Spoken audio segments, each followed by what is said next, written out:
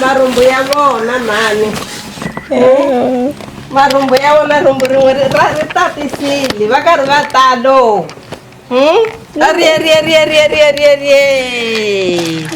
xumini n'wananga manani xumini n'wana wa mina mani i kurisile a ni kokwani mukon'wani leswi a mina kokwani mukon'wani leswiwa ni kurini va nga ni namuntlha va kona va kokwani mukon'wani homu a va ta homutela va ku tshophira manana tlela xivadi ka michavi i va diva tihlampfi na muti lowuwani i va tingwidzi i makutamisavele muti va ri na vunengeni ku rileriwa yini manjeni a ni ri i masonto loyi a ni i masonto i teke kwala hala ka vakokwa wa yena la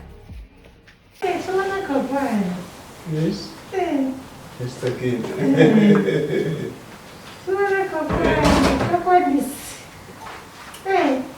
Yes.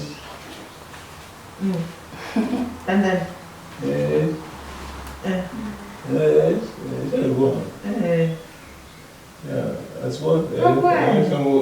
so lang na walk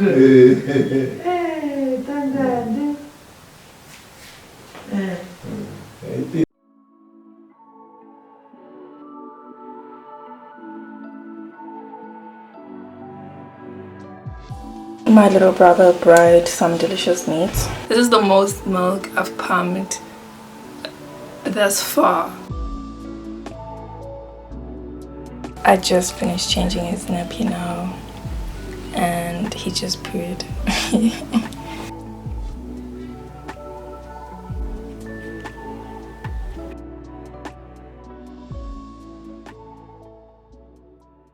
This is rooibos tea with fenugreek and fennel with aniseed. It's just rooibos tea with a little bit of funk. Honestly, if this gets finished and I don't feel like there is a massive difference, I'll just go back to drinking regular old rooibos tea. Pampers, baby bathtub. This is going to be the one that's going to be here at home. I think what I will go back with is maybe this bucket. This is like the baby's laundry basket. In here I just have all his dirty clothes. So ideally this is what I'll be using to like wash baby's clothes in, because I didn't have like his own bucket. She got me these big towels as well. She got these a really long time ago. They are so big. This is a blue one. Very, very big. I like that it's like very simple colors. My mom also needs to show me growing Beblanjanoana. And then this one is quite interesting. This is my baby blanket when I was a baby, and then my little brother used it as well, and then now it belongs to my baby. It's so beautiful. It's so beautiful. So yeah, my mom kept this for like 30 years, guys, so that's amazing, isn't it? And then yesterday I asked her to buy another one. This is from Ackermans. This was 160 and it's as big as the other one. Hopefully I can keep this for the next 30 plus years for my son's children. And then she also got clothes from what is this, Ackermans. This is size 0 to 3 months, long sleeve pants. I mean long pants, long sleeve. And then the shirt, this one, it says mom and papa's bestie, definitely grandma's little heart. Very, very cute stuff.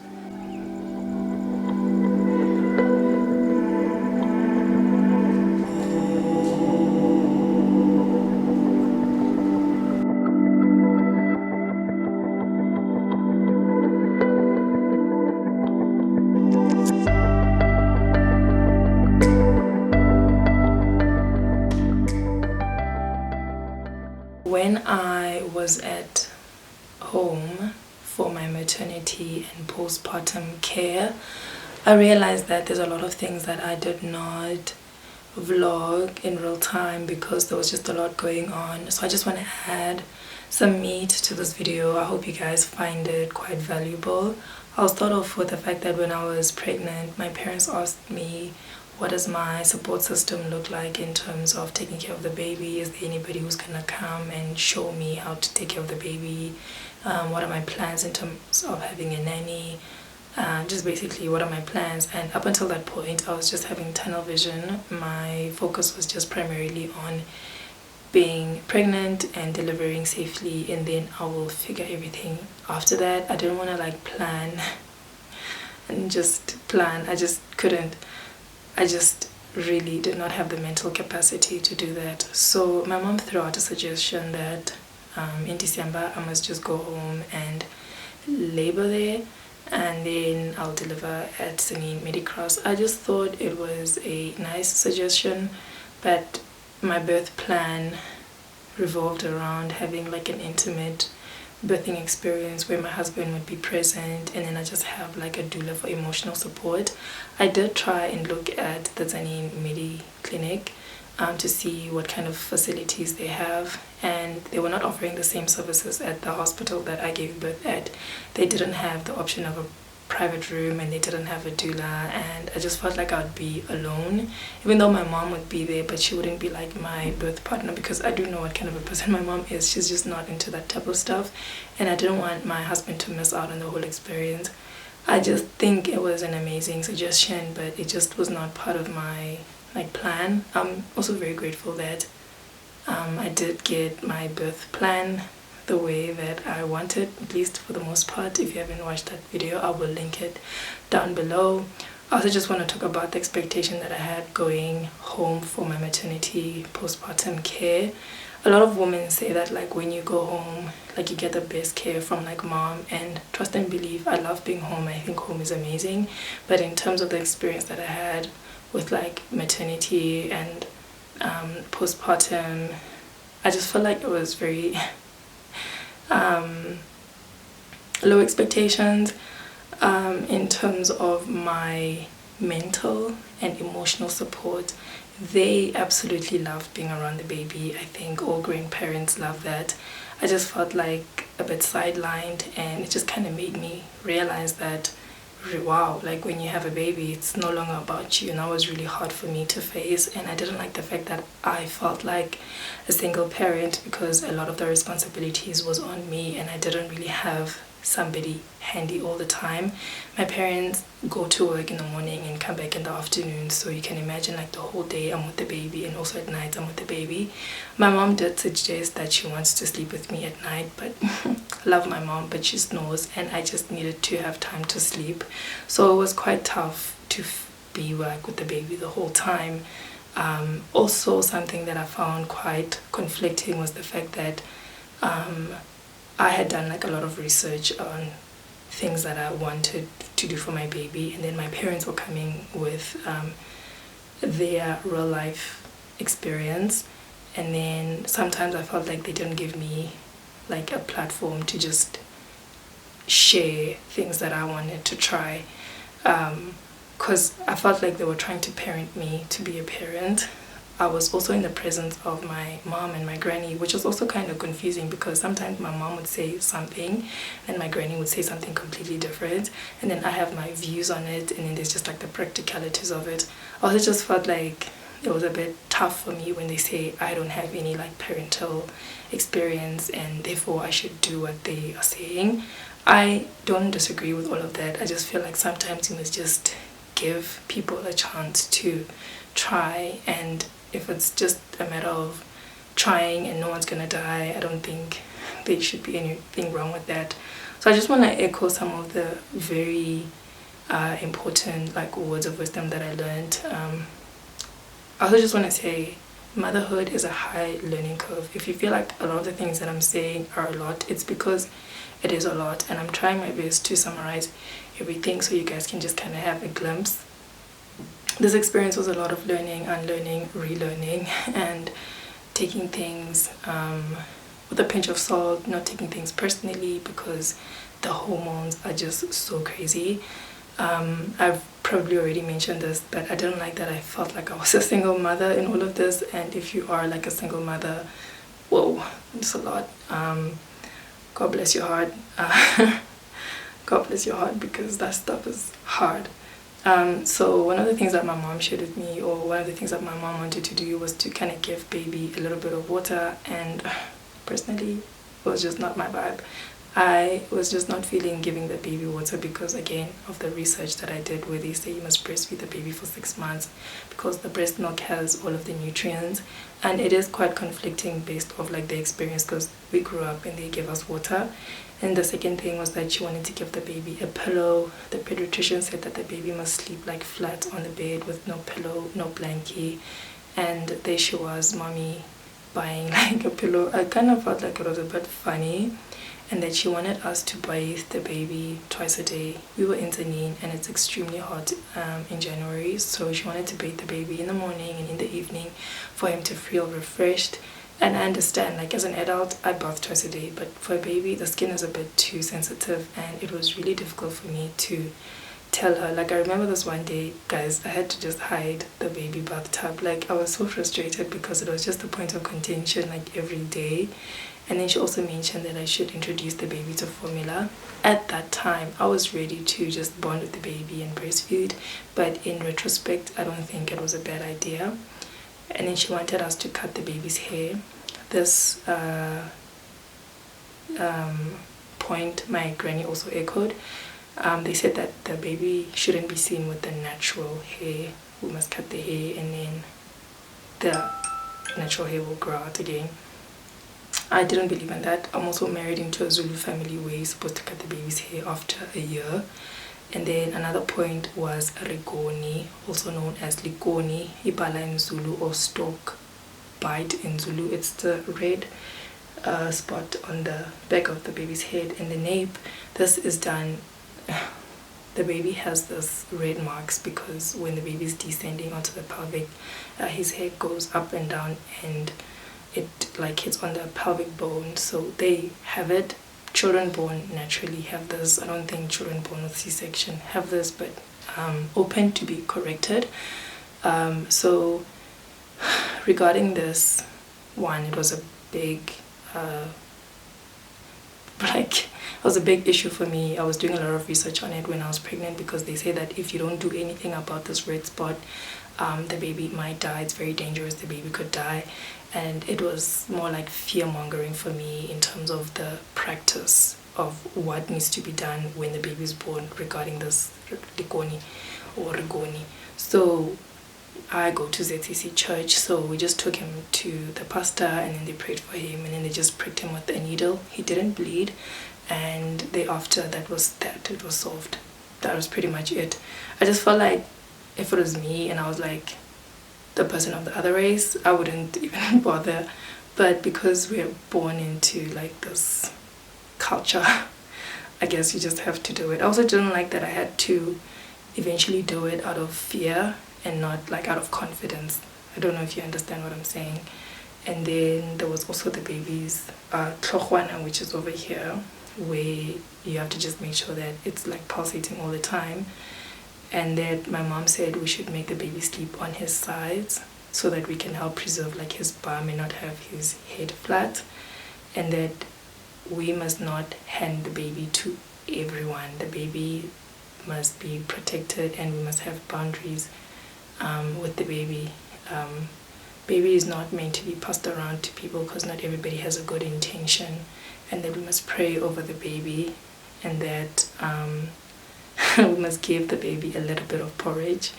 I've come to learn that the way we prepare porridge for a small baby is different from the way we prepare porridge for a big person. I just didn't know that, and I just kind of found it interesting that they were just saying, we must feed the baby, we must feed the baby, and it's like, guys, we are gonna breastfeed for 6 months.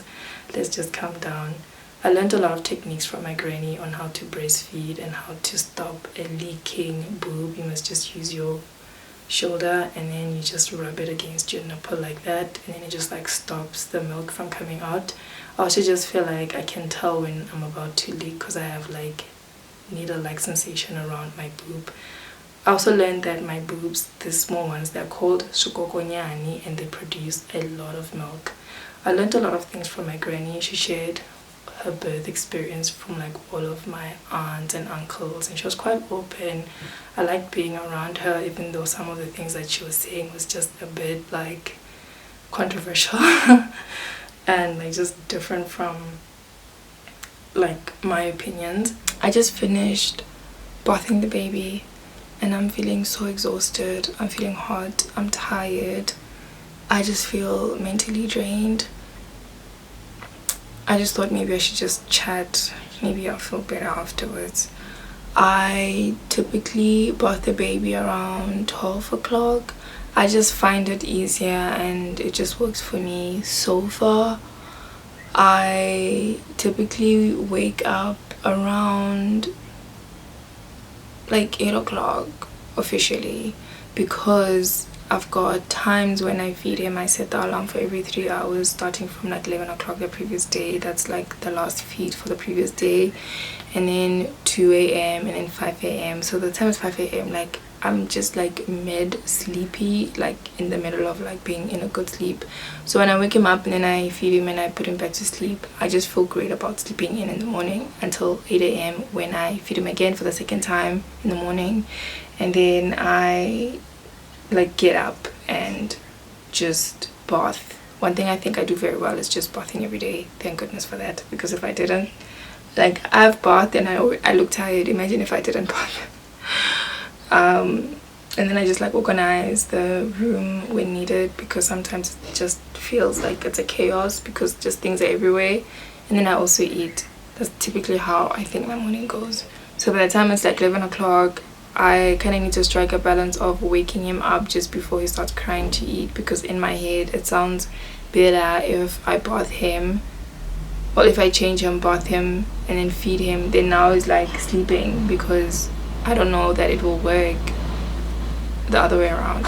If I feed him first and then bath him afterwards, like I have no guarantee that he will sleep, and I don't want to be coddling a baby, at least not during the day, because I feel like during the day is the time where I need to be just doing other stuff. And then at night, if I need to coddle him, we'll do that by all means. I coddled him last night and I felt so bad when I realized that we co-sleep, because I was like, what if I suffocated him with my boob, because that was the last thing we were doing. Oh my word, it was so crazy. Like, being at home is not as liberating as I thought it would be as well, because I'm not getting the help I think I need to be at my optimum, because I feel like I'm a single parent. My parents go to work like in the morning and then they come back in the afternoon, and then my mom does stuff in the afternoon, like, you know, she's alive, and then I'm just like stuck here with the baby all day. Like during the day it's not bad because he's sleeping, but like at night I feel like my mom is too playful with the baby, and like she's just not really helping me put him to bed, which is not helpful. But besides that, I just feel like I'm not being well taken care of in terms of like, you know, mommy pampering stuff. I think I've got very unrealistic expectations of what I thought postpartum was. I think that's just the root of my problem. I think that's the root of my problem. So I just finished bathing the baby and I just feel like my room is a mess. Things are just everywhere, and I don't like that, because I just feel like I can't think, you know. I can't think. But because he's sleeping, it's great. I tried looking on Uber to see if they have Uber here, and they do not. I want McDonald's. But exciting thing that's happening later today is that we are going to the clinic to take the baby in for a 2-week checkup. I tried to find what that is about, like what is the 2-week appointment thing about. I'm actually gonna call the hospital where I gave birth and ask them, because they would be good people for me to ask what to expect. So if maybe where I go they don't serve the services that the clinic at the hospital that I gave birth would, I can just kind of lead them in that direction or whatever. So yeah, I'm looking forward to going to the clinic, and then we'll drive past McDonald's because I want something spicy, like a grand chicken spice McDonald's chips, something. We have food here and I've already eaten like bread and peanut butter, which was really delicious, but I just need something different, you know. I need something spicy. Also, my boobs leak at the most inconvenient times, you guys. Like, I could just be like on my laptop or the baby sleeping or whatever, and I don't have my pumping equipment, and then the breast start leaking. Like, oh my word. Also, I don't know why I'm not producing as much pumping milk. Like, this is today's work. It's basically nothing. Also, I've been losing a lot of milk because I'm not putting it in the fridge and it's super hot. The other day I tried giving the baby milk in the bottle, only to realize that it was rotten. It was sour. That's because I taste my own like poop just like a little bit. because I need to know, like, is it good milk or is it bad milk? Like, I need to know the difference. That's why I taste the milk. Like, I would assume it's something normal, right? Or is it not? I don't know, but I do it. Also, when I breastfeed the baby and then he like yawns or he's just like close to me after breastfeeding, I just love the smell of his milk breath. It's so heavenly. It's euphoric, you know, it's amazing. What else do I want to blab about?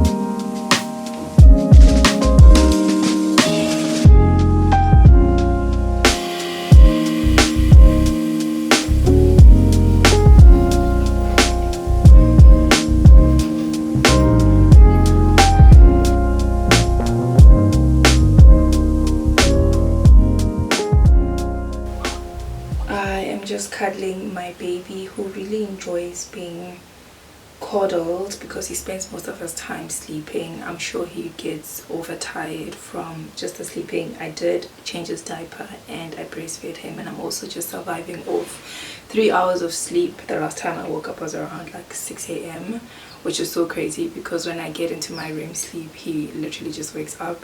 It's really crazy, the fatigue that I have. I just also received my Take A Lot delivery that I ordered last week. I ordered 3 items. I ordered a 3-in-1 like postpartum belly binder. Honestly not sure if I need it because my stomach has gone back to its normal size. I do have a little bit of a like puffy stomach when I am bloated, so I might need to use it. I was really contemplating getting this belly binder thing for like 3 weeks because I am like 3 weeks postpartum right now. I also got an ink touch for the hand and footprint for the baby. And then one thing I'm really excited about were these Montessori visual stimulus for the baby, so that when I am with him we can just entertain each other, because I'm not quite sure like how to entertain him. If I'm being honest, I don't know what to do. I don't have any songs to sing. I don't have any books to read.